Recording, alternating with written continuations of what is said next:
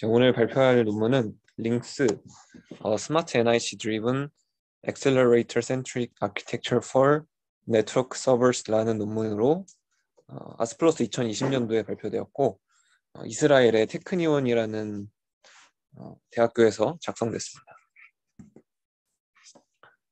먼저 백그라운드입니다. 최근에 데이터 센터 트렌드가 이제 AI 워크로드들이 하드웨어 액셀러레이션을 요구하는 그런 것들이 많아졌는데요. 예를 들어 그래서 이런 수요에 맞추어서 여러 데이터 센터들에서 비슷한 서비스를 제공하고 있는데, 예를 들어서 아마존의 엘라스틱 인퍼런스나 마이크로소프트, 구글에서도 이런 류의 하드웨어 가속을 지원하는 그런 서비스를 제공하고 있습니다. 근데 이 저자들이 옵저베이션을 한 바로는 이런 AI 워크로드들이 어플리케이션 스페시픽 로직이 대부분이 액셀러레이터 안에서만 돌아가고 호스트 CPU와는 무관하게 돌아가는 부분을 발견을 했습니다. 그래서 이런 액셀러레이트 서버 아키텍처들은 이제 크게 두 가지로 분류할 수 있는데, 첫 번째로 호스트 센트릭 아키텍처입니다. 이 호스트 센트릭 아키텍처 같은 경우에는 이 그림과 같이 CPU에서 네트워크 프로세싱을 다 해주고, 그리고 이 가속기를 사용하기 위해서 가속기 매니지먼트도 CPU 안에서 돌아가게 됩니다. 그래서 CPU가 하는 두 가지의 커다란 잡들은 결국 클라이언트로부터 네트워크 패킷을 받아서 그것을 이제 TCP 등의 네트워크 스택을 타고 이제 클라이언트와 인터랙션을 하는 부분과 그 CPU에 연결된 여러 가속기들을 관리하고, 그리고 가속기들로 데이터를 주고받는, 이런 크게 두 가지의 작업을 하고 있습니다. 근데 이런 호스트 센트릭 디자인의 단점이라고 하면 크게 세 가지를 꼽을 수 있는데, 첫 번째로는 호스트 커널과 가속기 간의 트랜스퍼 오버헤드가 크다는 점입니다. 이 통신 오버헤드는 저자들이 측정한 바로는 리넷이라는 뉴럴 네트워크 인퍼런스에서 측정했는데 대략 10%의 레이턴시 오버헤드가 발생하고 있다고 합니다.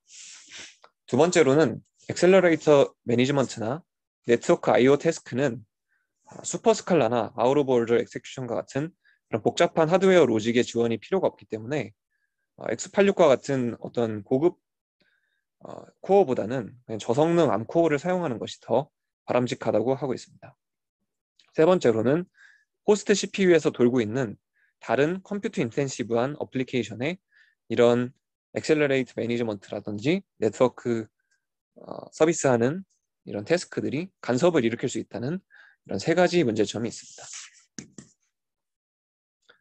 그래서 이런 호스트 센트릭 아키텍처의 문제를 해결하기 위한 구조로 액셀러레이터 센트릭 아키텍처가 제안되어 왔습니다. 이 액셀러레이터 센트릭 아키텍처 같은 경우에는 이와 같이 CPU의 개입을 배제하고 액셀러레이터 안에서 네트워크 스택이라든지 또 리퀘스트 프로세싱 등 이런 것들을 전부 액셀러레이터 안에 있는 커널에서 처리하는 구조가 되겠고요. 그런데 이런 지금까지 제안된 액셀러레이터 센트릭 연구들의 공통적인 단점은 크게 세 가지가 있는데, 첫 번째로는 GPU에만 적용 가능해서 FPGA 등 다른 종류의 가속기에는 호환이 되지 않는다는 점이고, 두 번째로는 인피니밴드 커넥션으로만 프로토콜이 구성되어 있어서 어떤 TCP나 UDP 등의 일반적인 네트워크 프로토콜이 지원이 되지 않는다는 점, 그래서 어떤 보통의 클라우드 환경에 즉시 적용하기는 어렵다는 문제점을 꼽았습니다. 그리고 세 번째로 네트워크 서버 로직을 이렇게 가속기의 커널 위에서 실행을 하게 되면 가속기의 레지스터 등 이런 하드웨어 자원에 압박을 주게 되어서 가속기 자체의 컴퓨팅 성능이 떨어진다는 문제점이 있을 뿐 아니라 여러 가속기가 하나의 시스템에 달려있을 때 모든 가속기에 네트워크 스택이 올라가야 하기 때문에 이런 중복성의 문제도 발생하고 있습니다. 이 논문에서 목표하고자 하는 것은, 일단 첫 번째로는 여러 일반적인 가속기에 대해서 지원을 하겠다는 것이고, 그래서 어떤 포터빌리티를 높이고자 하는 것이고요. 그런데 이렇게 제너럴하게 액셀러레이터를 서포트할 때 챌린지라고 할 수 있는 점이, 그럼 일반적으로 가속기를 스마트 NIC에서 매니지먼트를 한다고 치면 이제 가속기의 DMA 엔진을 쓰는 것을 생각을 할 텐데, 그러려면 이제 가속기 DMA 엔진을 사용하기 위한 드라이버가 스마트 NIC 위에서 돌아가야 합니다. 그런데 이 드라이버 같은 경우에는 이 스마트 NIC와 가속기의 종류별로 서로 또 다른 드라이버가 필요해지기 때문에 이런 구조로는 스케일러블, 포터블 하지 않다라고 볼 수 있겠습니다. 그래서 이런 점이 첫 번째 챌린지가 되겠고, 두 번째로는 이제 아까 말씀드렸다시피 기존의 엑셀러레이트 센트릭 연구들에서는 일반적인 네트워크 스택이 지원되지 않았기 때문에 이것을 좀 더 제네럴한 TCP, UDP 스택을 지원을 하면서 그와 동시에 가속기에 이런 스택을 올리는 것을 피하고자 하는 것이 두 번째 목표가 되겠습니다. 논문의 메인 아이디어를 하나를 요약하자면, 그래서 가속기의 DMA 엔진을 쓰는 것이 아니고 스마트 NIC에 있는 RDMA 엔진을 사용을 해서 이제 데이터 트랜스퍼와 가속기의 매니지먼트를 스마트 NIC로 모두 오프로딩을 하자라는 것이 하나의 메인 아이디어가 되겠습니다.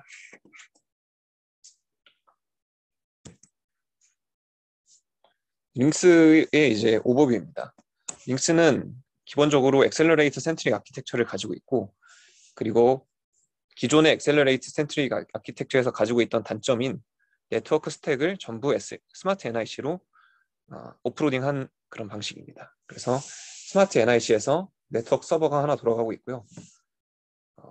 다른 엑셀러레이터들과는 이렇게 RDMA를 통해서 통신을 하게 됩니다. 그리고 스마트 NIC는 이제 또 어플리케이션 스페시픽한 태스크로부터는 독립적이 되고, 모든 어플리케이션 스페시픽한 잡들은 엑셀러레이터 위에서만 돌아가는 이런 어떤 서로 분리된 그런 앱스트랙션을 추구하고 있습니다. 그래서 이런 엑셀러레이터와 스마트 NIC가 각각의 잘할 수 있는 잡들을 이렇게 분리함으로써 얻는 장점들은 이제 엑셀러레이터의 타입과 그런 레이아웃에 상관없이 상당히 큰 포터빌리티를 가질 수 있다는 점이고, 그리고 기존과는 다르게 스마트 NIC에서 자연스럽게 TCP, UDP를 지원할 수 있고, 그리고 호스트 CPU가 개입하지 않는다는 엑셀러레이터 센트릭 아키텍처의 장점은 그대로 유지하고 있습니다. 그래서 링스의 컴포넌트들은 이렇게 구성이 되는데, 먼저 스마트 NIC에서 돌아가는 네트워크 서버와 그 네트워크 이제 클라이언트로부터 리퀘스트가 오면 그것을 이제 메시지로 만들어서 이거를 엑셀러레이터 안에 있는 메시지 큐로 보내주는 그런 디스패처와 매니저가 있고요. 그리고 엑셀러레이터에서 또 완료된 리퀘스트를 다시 가져오는 그런 메시지 포워더가 있습니다. 이거를 또 이제 클라이언트로 보내주는 역할을 하고 있고요. 그래서 이런 링스의 가장 핵심적인 앱스트랙션은 이제 이 MQ라는 앱스트랙션이 되겠고, 뒤에서 다시 말씀드리겠습니다. 그래서 이 링스의 각각의 구성 요소들에 대해서 자세히 말씀드리자면, 첫 번째로 네트워크 서버, 뭐 당연한 그런 잡들을 하고 있습니다. 그래서 TCP, UDP, 트랜스포트 레이어 프로세싱이나, 그리고 그들의 리퀘스트를 이제 메시지로 만들어서 각각의 디스패처와 포워더에게 이제 샌드 리시브를 하는 그런 형태의 기본적인 역할을 수행하고 있고, 그리고 이것을 이제 리모트 MQ 매니저와 서로 통신을 하면서 엑셀러레이터로 메시지를 주고받는 그런 역할을 이제 스마트 NIC에서 전부 오프로딩하고 있습니다.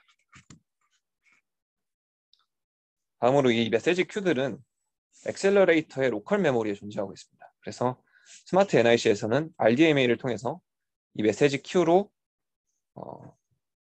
데이터를 보내고, 그리고 또한 이 메시지 큐는 RxTX 큐, 그러니까 가속기에서 받는 큐랑 가속기에서 보내는 큐 두 가지로 이루어져 있고, 또한 가속기에 메시지가 왔다라는 것을 노티피케이션을 하기 위한 레지스터와 그리고 컴플리션을 알리기 위한 레지스터, 이렇게 구성이 되어 있고, 여기서 이제 레지스터라고 표현되어 있지만 사실은 가속기에 로컬 메모리에 존재하는 어떤 작은 메모리 영역을 할당하고 그것을 어떤 도어벨로 사용을 하고 있습니다. 그래서 리모트 메시지 큐 매니저라고 이름이 붙어진 이 파트는 이제 엑셀러레이터의 구조와는 별개로 그냥 엑셀러레이터 로컬 메모리에 RDMA로 접근만 할 수 있으면 그 엑셀러레이터의 종류와는 상관없이 그냥 동일한 인터페이스를 통해서 각각을 매니지먼트 할 수 있게 되는 그런 방식이 되겠고요. 그래서 링스가 이제 포터블 하다는 이유가 NIC RDMA 엔진에만 의존하기 때문에 어떤 엑셀러레이터 스페시픽한 드라이버 등의 그런 지원이 전혀 필요 없다는 점이 되겠습니다. 여기서 이제 디테일을 조금 더 말씀드리자면 이 메시지 큐들은 프로듀서 컨슈머 링 버퍼로 구현이 되어 있다고 하고 스마트 NIC와 가속기는 전부 폴링을 통해서 메시지가 왔는지를 계속 체크를 하게 됩니다.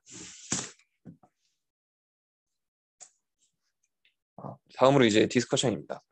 그래서 그러면은 이런 링스의 구조가 기존에 존재하던 엑셀러레이터 센트릭 구조와 차별점이 어떤 것이 있느냐라는 것에서 일단 첫 번째로 아까 말씀드리긴 했지만 TCP 스택이 엑셀러레이터 위에서 돌아가면 그것이 엑셀러레이터의 리소스를 잡아먹기 때문에 컴퓨팅 성능의 저하를 일으킬 수 있다는 것을 해결을 했고, 그리고 중복된 네트워크 프로세싱 스택이 모든 엑셀러레이터 위에 올라가는 것을 이제 막았다. 이런 것이 되겠고요. 링스에서는 이제 스마트 NIC의 이런 네트워크 스택이 전부 있기 때문에 그 모든 가속기들이 스마트 NIC를 통해서 네트워크 스택을 공유할 수 있게 되는 그런 효율적인 구조라고 보시면 되겠습니다.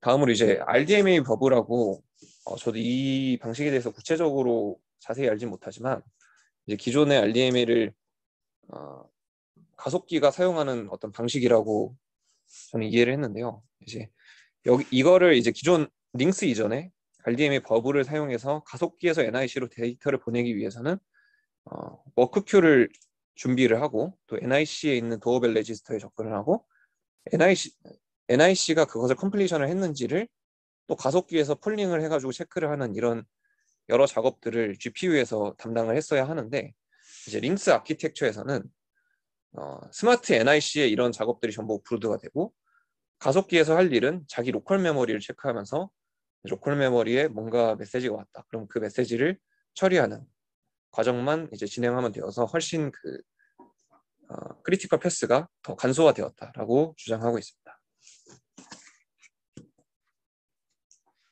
다음으로 이밸류에이션입니다. 링스는 이제 이 그림에서 보여주고자 하는 것은 링스가 호스트 센트릭보다 더 좋은 성능을 스루풋을 보여주고 있다는 것을 보여주기 위한 실험인데 일단 그래프의 가로축은 메시지 큐의 개수가 되겠습니다. 이 메시지 큐라는 것은 아까 그림에서 보였던 MQ인데 이 메시지 큐의 개수가 많아질수록 매니지먼트 로직의 부하가 커지게 됩니다. 그러니까 더 많은 패러렐 리퀘스트를 처리하기 위한 매니지먼트 로직의 부하가 커지게 되고요. 또한 이 위에 있는 여러 개의 이 마이크로 세컨드들은 리퀘스트의 엑세큐션 타임입니다. 그러니까 하나의 리퀘스트가 가속기에 도착하고 가속기에서 그 리퀘스트를 처리하기 위해 걸리는 시간을 이제 모사를 한 것인데요. 이거 마이크로 벤치마크이기 때문에 이거는 이제 엑세큐션 타임을 그냥 스태틱하게 정해서 실험을 했습니다. 그래서 이 리퀘스트 엑세큐션 타임이 이제 짧아진다는 것은 그만큼 리퀘스트의 컴퓨팅 시간이 짧아지고 상대적으로 네트워크 로직에 의한 부하가 더 영향이 크게 나타난다는 것을 의미하게 되고요. 네, 그래서 이 두 가지 리퀘스트 엑세큐션 타임과 메시지 큐의 넘버를 변화시키면서 이 스루풋의 변화를 관찰을 하게 되었습니다. 이 세로축 같은 경우에는 스루풋이 나타나 있는데 이것은 이제 절대 수치가 아니고 호스트 센트릭을 1로 기준으로 한 상대 스피드업이라고 보시면 되겠습니다. 그리고 이제 각각의 색깔별로 또 설명드리자면 이 진한 초록색은 링스를 그러니까 이제 베이스라인이 호스트 센트릭이고요. 그리고 진한 노란색이 스마트 NIC에서 링스가 돌아가는 버전이고 링스의 정확히 같은 코드를 스마트 NIC에 있는 암코어 대신에 6개의 제온코어에서 돌릴 때 그리고 1개의 제온코어에서 돌릴 때가 각각이 이 연한 초록색 그리고 진한 초록색으로 나타나 있습니다. 네, 그래서 이제 그래프를 보시면은 일단 리퀘스트 엑세큐션 타임이 짧아지면 짧아질수록 그 상대적인 호스트 센트릭 대비 링스의 스피드업이 더 높게 나타나고 있는데요. 이것은 이제 네트워크 로직의 부하가 더 비중이 커지기 때문에 호스트 센트릭에서 처리하는 것보다 이런 스마트 NIC에 오프로딩 했을 때 이점이 더 크게 나타나는 것으로 확인을 하실 수가 있습니다. 또한 같은 리퀘스트 엑세큐션 타임 내에서 메시지 큐의 개수가 많아지면 많아질수록 또 이 스피드업이 높게 나타나는데, 이것은 역시 이 메시지 큐의 개수가, 즉 매니지먼트 오버헤드를 또 강조를 해주기 때문에 이런 스마트 NIC에 오프로딩 한 것이 더 큰 이점을 나타내고 있다고 보시면 되겠습니다. 다음으로 이제 리넷이라는 실제 리얼 워크로드를 돌린 실험 결과이고요. 이 가로축은 이제 레이턴시이고 레이턴시 CDF라고 보시면 되겠습니다. 그래서 여기 이제 갈색으로 나타난 것이 호스트 센트릭이고 이 비슷한 색깔들이 각각 링스인데, 링스를 암코어에서 돌렸느냐 제온에서 돌렸느냐의 차이입니다. 그래서 링스가 호스트 센트릭 아키텍처보다 더 좋은 레이턴시를 보여주고 있고요. 이렇게 호스트 센트릭보다 레이턴시가 더 좋아지는 이유는 호스트 센트릭에서는 뭐 GPU를 매니지먼트하기 위해서 워크 큐 프리퍼레이션이나 뭐 도어벨 레지스터 액세스도 따로 해줘야 되고, 이런 오버헤드들이 레이턴시에 계속 반영이 되게 되는데, 링스에서는 MQ라는 앱스트랙션을 통해서 더 빠른 액세스를 가능하도록 하기 때문에 이런 레이턴시 오버헤드가 적게 나타나는 것을 보실 수가 있고, 또한 이 제온 코어와 블루필드에서 돌렸을 때 성능 차이가 별로 없다는 것이 시사하는 것은 링스의 로직이 그렇게 복잡하지 않아서 굉장히 간단한 암코어에서 돌리는 것이 가능하다. 그래서 어떤 복잡한 뭐 X86 아키텍처를 사용하지 않는 것이 타당하다. 이런 점을 시사한다고 보시면 되겠습니다. 이거는 이제 스케일러빌리티 실험인데, 가로축 보시면은 4개의 로컬 GPU와 그리고 4개의 로컬, 4개의 리모트 GPU, 그리고 4개의 로컬, 8개의 리모트 GPU로 GPU의 개수가 계속 4개씩 추가되면서 이 리넷의 스루풋이 어떻게 변화하는지를 측정을 했는데, 보시다시피 리니어하게 스케일업 되는 것을 확인하실 수가 있습니다. 그래서 링스가 좋은 스케일러빌리티를 보여주고 있는데, 지금 이 로컬과 리모트 GPU와 상관없이 이렇게 스케일러빌리티가 나타나는 이유는 이 링스 아키텍처에서 항상 RDMA를 사용하기 때문에 로컬 리모트에 관계없이 모든 액셀러레이터에 네이티브한 그런 접근이 가능하다라고 보시면 되겠습니다. 그리고 이거는 이제 링스 스루풋을 GPU 개수별로 측정을 한 것인데, 결국에 링스 같은 경우에는 이 TCP UDP의 그런 네트워크 프로세싱이 바틀렉이 될 때까지 GPU 개수가 증가하면 그에 따라서 스루풋이 계속 증가하는 이런 영향을 보실 수가 있다고 보시면 되겠습니다. 그러니까 앞서 보여드렸던 슬라이드에서는 딱 12개까지만 GPU가 증가했는데, 이거를 계속 증가시키면 어떻게 되는가를 확인을 해봤지만, 이제 링스 아키텍처 자체의 보틀렉이 되는 것이 아니고 그 TCP UDP 네트워크 스택의 보틀렉으로 인해서 스케일러빌리티가 멈춘다니까, 링스가 스케일러블하게 잘 지원을 해준다는 것을 나타내고 있습니다. 다음으로 서머리입니다. 그래서 기존의 호스트 센트릭 아키텍처 같은 경우에는 엑셀러레이터를 인버케이션하는 오버헤드가 굉장히 컸고, 그리고 호스트 CPU에서 돌아가는 그런 어플리케이션들과 간섭을 일으킬 수 있었습니다. 그래서 이를 해결하기 위해서 나온 GPU 센트릭 아키텍처에서는 이런 점들을 많이 해결했지만 포터빌리티가 낮다는 단점이 있었고요. 근데 링스는 이제 스마트 NIC에 이런 포터빌리티를 저하시키는 요소들을 대부분 오프로딩함으로써 이제 CPU 유틸리제이션을 낮게 가져가는 GPU 센트릭 아키텍처의 장점은 그대로 가져가고, 그와 동시에 액셀러레이터에서 매니지먼트하는 부분들을 오프로드했기 때문에 그 오버헤드를 또 줄였고, 그리고 네트워크 스택 오버헤드 역시 줄였고, 또한 높은 포터빌리티를 제공하고 있습니다. 그래서 제가 이 논문을 보면서 느낀 점들은, 일단 이 논문에서 잘했다고 생각되는 부분들은 저자들이 뭔가 어떤 포인트를 주장을 할 때 그것에 대한 실험적인 근거를 항상 논문에 수치적으로 써두었습니다. 그래서 이런 점에서 설득력이 굉장히 좋다고 느껴지는 부분이 있었고요. 이들의 아이디어가 어떻게 굉장히 난해한 것이 아니고 직관적이고 좀 그런 부분이 있어서, 그래서 내가 GPU 호스트 센트릭에서 GPU 센트릭으로 간 다음에 이제 GPU 센트릭에서 이런 부분만 스마트 NIC로 오프로딩 하면은 뭐 당연히 이런 점이 개선될 것이다. 뭐 이런 직관적인 부분이 굉장히 강점이었다고 보고요.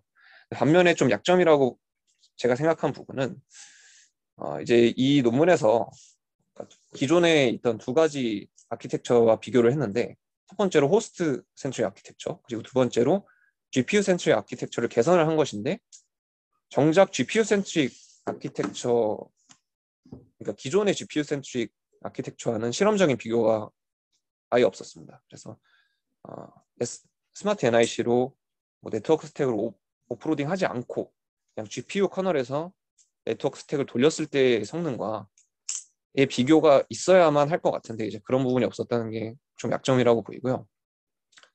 또 하나의 약점은 이제 이런 스마트 NIC에서 네트워크 서버를 돌릴 때 클라이언트 커넥션이 많아지면 그것이 또 엄청 큰 컴퓨팅 오버헤드로 작용한다는 거 저는 알고 있는데, 그래서 그런 어떤 클라이언트 여러 커넥션을 적절히 핸들링 할 수 있는지에 대한 그런 어떤 증명이 부족했기 때문에 이런 부분들은 약간 의구심이 들었다는 말씀을 드리고 싶습니다. 이상으로 준비한 발표 마치겠습니다. 감사합니다.